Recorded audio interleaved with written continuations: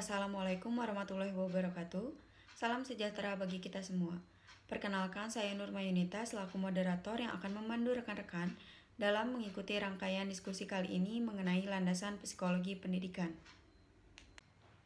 Sebelumnya, terima kasih kepada Ibu Dr. Cucun Sunaingsi SPD MPD selaku dosen pengampu mata kuliah landasan pendidikan yang telah mempersilahkan kelompok kami untuk memaparkan materi. Sebelum kita lanjut ke materi, izinkan saya memperkenalkan anggota kelompok 9 terlebih dahulu. Yang pertama, Desi Ayu Lestari dengan NIM 2209453. Selanjutnya, saya sendiri Nurma Yunita dengan NIM 2200729. Dan terakhir, Tarisa Azahra dengan NIM 2204016. Di sini kami akan membahas 3 subbab materi. Yang pertama, pengertian landasan psikologi pendidikan. Yang kedua, teori dan makna belajar. Yang ketiga, teori kepribadian. Pengertian landasan pendidikan akan dipaparkan oleh Tarisa Azahra. Kepada Tarisa Azahra, waktu dan tempat saya persilahkan. Baik, terima kasih kepada moderator yang telah memberikan kesempatan kepada saya untuk memaparkan materi mengenai pengertian landasan psikologi pendidikan dan perkembangan individu. Baik, yang pertama mengenai landasan psikologi pendidikan. Apa sih itu landasan psikologi pendidikan? Landasan psikologi pendidikan merupakan tumpuan dasar yang dijadikan sebagai tolak ukur dalam proses pendidikan yang membahas berbagai informasi mengenai psikis manusia dari mereka bayi hingga mereka lanjut usia. Terus, mengapa dalam landasan pendidikan ada psikologi? Landasan pendidikan dan psikologi ini tidak dapat dipisahkan. Karena antara psikologi dan landasan pendidikan ini mempunyai hubungan timbal balik. Ilmu pendidikan sebagai suatu disiplin ilmu yang memberikan bimbingan kepada manusia dari mereka lahir hingga mereka meninggal. Namun, kenapa landasan psikologi harus ada di dalam landasan pendidikan?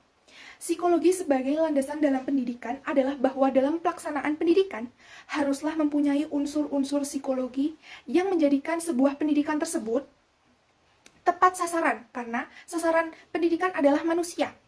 Oleh karena itu, dalam penyelenggaraannya, pendidikan selalu melibatkan aspek-aspek kejiwaan manusia.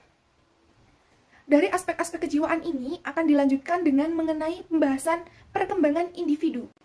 Baik, pembahasan selanjutnya mengenai perkembangan individu. Apa sih perkembangan individu tersebut? Perkembangan individu adalah suatu proses perubahan yang ada di dalam diri individu tersebut. Perubahan itu bisa berupa perubahan fisik maupun perubahan mental. Perubahan fisik ini ditandai dengan perubahan-perubahan yang difaktori oleh faktor-faktor biologis, seperti dari kita kecil itu kita memiliki ukuran tubuh yang kecil. Dan seiringnya berjalan waktu, kita mempunyai tubuh yang semakin besar, semakin besar, semakin besar. Jadi itu merupakan salah satu contoh perubahan fisik atau perkembangan fisik. Kemudian untuk perkembangan mental. Perkembangan mental itu didapat oleh pengalaman-pengalaman yang mereka dapat semasa dalam proses perkembangan tersebut. Mereka memperoleh pengalaman-pengalaman yang menarik, dari yang senang, yang sedih, yang bahagia, yang mencemaskan, mengkhawatirkan. Dari situ mereka mulai berkembang mengenai mental yang ada di dalam diri manusia tersebut atau di dalam individu tersebut gitu. Kemudian mengenai prinsip perkembangan individu. Prinsip yang pertama adalah mengenai perkembangan individu itu berlangsung secara terus-menerus. Jadi kita, para remaja ini pernah mendengar bahwa di umur 20 tahun kita akan mengalami pemberhentian perkembangan dalam hal fisik ya. Jadi perkembangan itu bukan tentang hal fisik saja, mengenai juga intelektual kita, itu juga merupakan suatu perkembangan. Ataupun mental kita sebagai seorang remaja akan berkembang menjadi semakin dewasa, dan semakin dewasa, dan semakin matang. Itu juga merupakan salah satu perkembangan. Jadi bukan hanya terbatas kepada fisik saja. Kemudian, kecepatan perkembangan individu itu berbeda-beda. Ya, memang masing-masing manusia itu memiliki karakteristik berbeda-beda. Jadi, perkembangan itu tidak boleh disamaratakan. Seperti halnya dalam suatu sekolah, itu anak-anak itu tidak boleh disamaratakan oleh guru.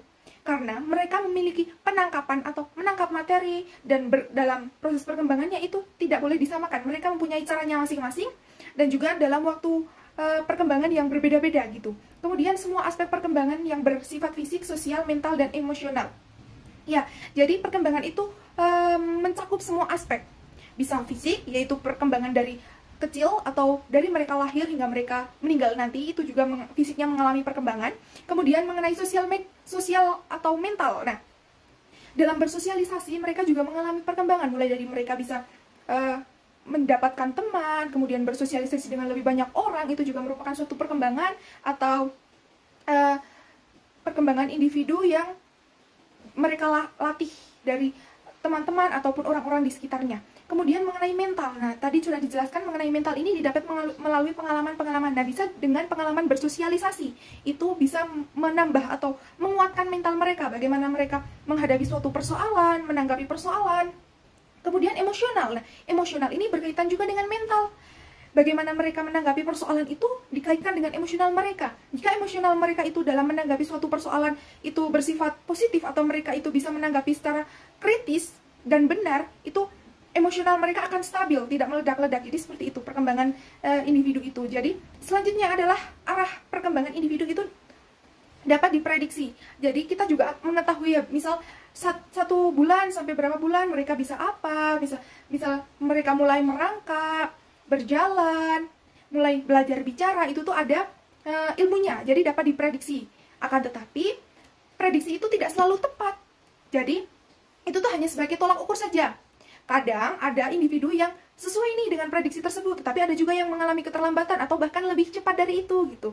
Kemudian perkembangan berlangsung secara bertahap. Ya, jadi tidak mungkin dong kita misal dari 1 tahun, ujuk-ujuk langsung 10 tahun kan nggak mungkin ya. Jadi perkembangan itu bertahap, mulai dari sedikit gitu. Tapi perkembangan dengan tahapan itu tuh bertahap secara pasti gitu.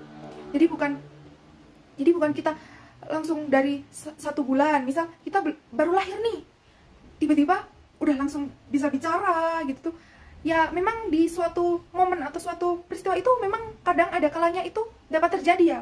Tetapi karena di poin keempat itu dapat diprediksi, prediksi dari individu itu umurnya masih 1 bulan, itu tuh mereka sewajarnya belum dapat berbicara gitu, seperti itu. Kemudian mengenai pembahasan yang selanjutnya adalah arah perkembangan individu. Yang pertama adalah individu berkembang secara menyeluruh. Jadi sudah dipaparkan tadi ya, perkembangan menyeluruh itu mulai dari fisik, emosional, mental, sosial, itu perkembangan itu berlangsung secara menyeluruh pada diri individu tersebut. Kemudian perkembangan mental mulai matang. Nah, jadi mental yang didapat dari pengalaman-pengalaman tersebut itu akan tertata secara sistematis gitu. Jadi mereka tuh sudah mulai bisa menyesuaikan dan menjadikan mental mereka itu kuat.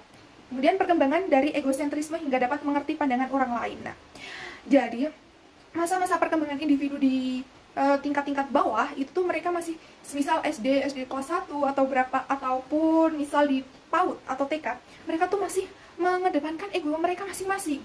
Mereka ingin ini, teman-teman harus mengikuti kemauan mereka. Seperti itu adalah perkembangan mental pada suatu individu semasa dia masih memiliki egosentris yang cukup tinggi. Kemudian berkembang lagi sampai bisa mereka menerima pendapat-pendapat orang lain. Itu adalah suatu arah perkembangan individu dari mulai mereka kecil hingga mulai mereka semakin dewasa. Kemudian perkembangan bergerak dari kontrol luar menjadi kontrol dalam diri. Ini berkaitan dengan egosentrisme tersebut.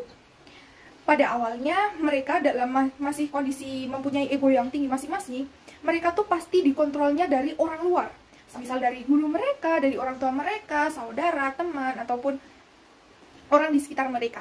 Akan tetapi seiring berjalannya waktu, perkembangan tersebut berubah menjadi kontrol diri, di mana kontrol diri tersebut berarti dalam diri mereka. Mereka tuh sudah bisa memahami, oh ini salah nih kalau begini. Nah itu jadi mereka tuh sudah mulai mengerti bagaimana mereka memposisikan diri di mana mereka berpijak tersebut. Jadi seperti itu pematerian dari saya, kurang lebihnya mohon maaf, saya kembalikan lagi kepada moderator. Terima kasih. Baik, selanjutnya teori dan makna belajar akan dipaparkan oleh saya sendiri. Baik, di sini saya akan menjelaskan teori belajar. Yang pertama, teori belajar deskriptif dan perspektif. Teori belajar deskriptif dimaksudkan untuk memberikan hasil, sedangkan teori belajar perspektif dimaksudkan untuk mencapai tujuan. Yang kedua, teori belajar behavioristik. Menurut teori behavioristik, belajar adalah perubahan tingkah laku sebagai akibat adanya interaksi antara stimulus dan respon. Yang ketiga, teori belajar kognitif. Secara sederhana, teori belajar kognitif ini berfokus pada cara peserta didik untuk mengingat, memperoleh kembali, juga menyimpan informasi dalam ingatannya.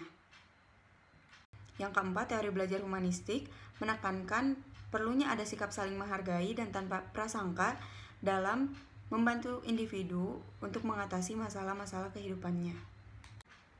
Yang kelima, teori belajar konstruktif.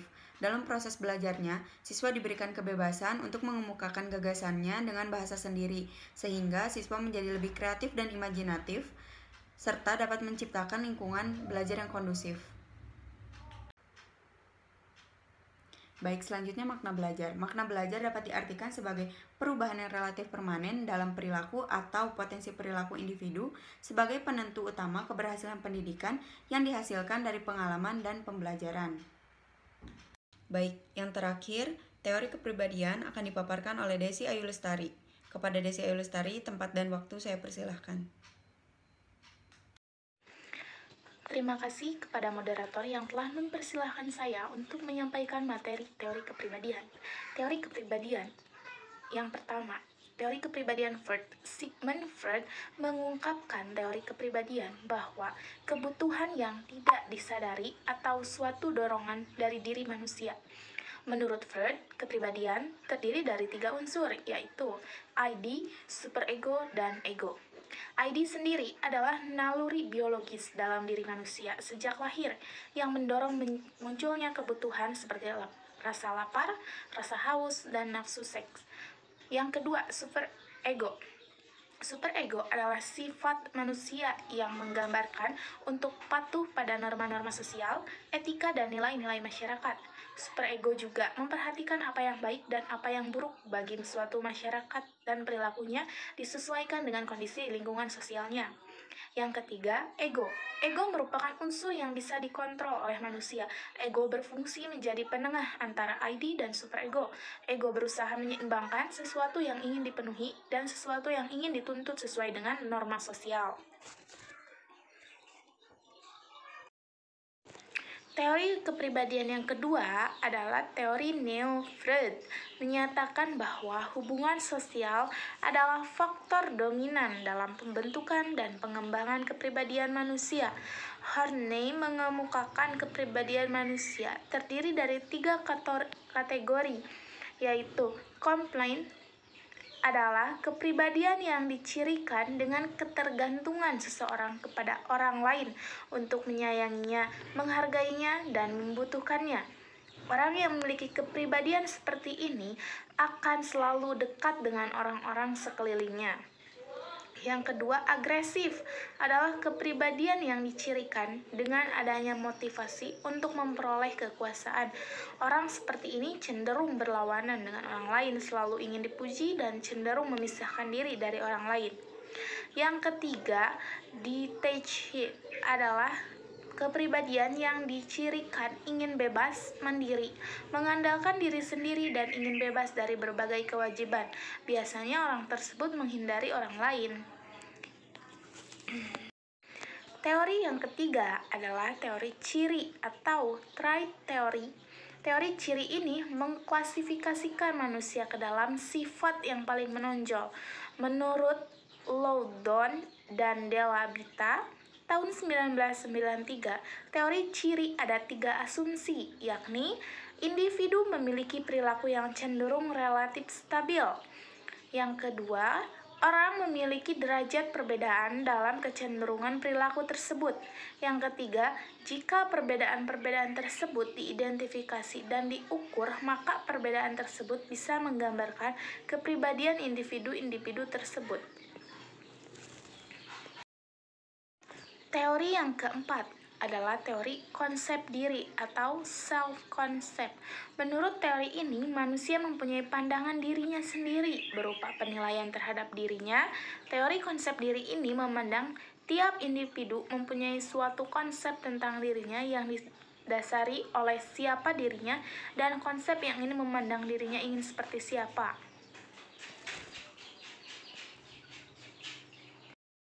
Dampak teori kepribadian terhadap pendidikan. Dampak yang pertama dari guru yang memiliki peran dan pengaruh yang besar karena anak-anak menghabiskan waktu yang cukup lama di sekolah.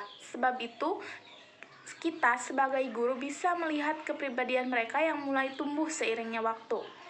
Besarnya dampak pendidikan terhadap kepribadian peserta didik dapat terlihat pada sikap dan perilaku bagaimana peserta didik menghormati guru atau dosennya dan juga pada nilai-nilai yang diperoleh peserta didik tersebut. Terima kasih. Sekian dari saya kembalikan lagi kepada moderator. Baik, terima kasih kepada rekan-rekan kelompok 9, juga kepada rekan-rekan kelas 1D yang telah menyimak materi dengan baik. Cukup sekian dari kami, mohon maaf bila ada kesalahan. Wassalamualaikum warahmatullahi wabarakatuh.